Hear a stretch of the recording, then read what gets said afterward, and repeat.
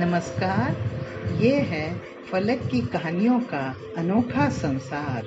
किस्सा कहानी, इसमें हम स्वयं को लिखते हैं, अपने समाज को लिखते हैं, अपने आसपास घटित होने वाली विभिन्न घटनाओं को नया रंग देते हैं। आज मैं ऐसी एक कोशिश करने जा रही हूँ जो वास्तव में मेरे जीवन में घटित हुई है। अगर आप लोगों को अच्छी लगे तो अपनी प्रतिक्रिया जरूर दीजिएगा। मेरी कहानी का शीर्षक है अनजाने में। अम्मा, स्वाति और सूरज भैया को जाने में 1 ही घंटा बचा है। मन ना जाने कैसा तो हो रहा है। बड़ी बहू सुधा किचन में पूड़ियाँ तलते हुए दुखी स्वर में बोली थी। हाँ बेटी, बुरा तो बहुत ही लग रहा है, पर वो दोनों मान ही नहीं रहे। अब जहाँ 2 बर्तन होते हैं तो खटकते भी हैं, लेकिन अब जो ईश्वर को मंजूर, सब ठीक ही है।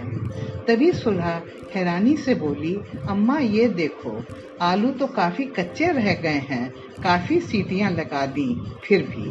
अम्मा जी ने देखा कि आलू बहुत बड़े बड़े थे, इसलिए उबलने में दिक्कत हुई।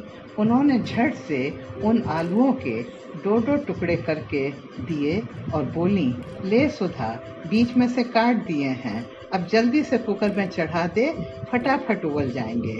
किचन में पानी लेने आती स्वाति ने सब कुछ सुन लिया। वो वापस लौटकर पलंग पर औंधी गिर गई। आज अम्मा जी ने अनजाने में ही उसे कितनी बड़ी सीख दे दी है। बड़े आलू कुकर में इतनी सीटी देने पर भी नहीं उबले, और जब उनको 2 भागों में काट दिया गया तो जल्दी से उबल गए। वो सोचने लगी, हाय राम, मैं भी तो दूसरों के बहकावे में आकर इस स्वर्ग समान घर के 2 टुकड़े करने जा रही थी। एकजुट रहने से बाहरी लोग धोखा नहीं दे सकते, और 2 भागों में काट लो तो आलू की तरह उबल के रह जाएंगे। कुछ निर्णय करके वो झटके से उठी ही थी कि तभी सुधा भाभी खाने का पैकेट लिए अंदर आई और बोली, लो स्वाति, 2 वक्त के लिए तुम लोगों के मनपसंद सूखे आलू, पूड़ी और अचार पैक कर दिए हैं। पर वो उनसे लिपट कर रोती हुई बोली, भाभी बहुत भूख लगी है, आपने भी तो सुबह से कुछ नहीं खाया है, चलिए मिलकर खाते हैं।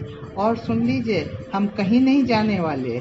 सुधा ने हैरानी से उसको देखते हुए खाने का पैकेट खोल दिया।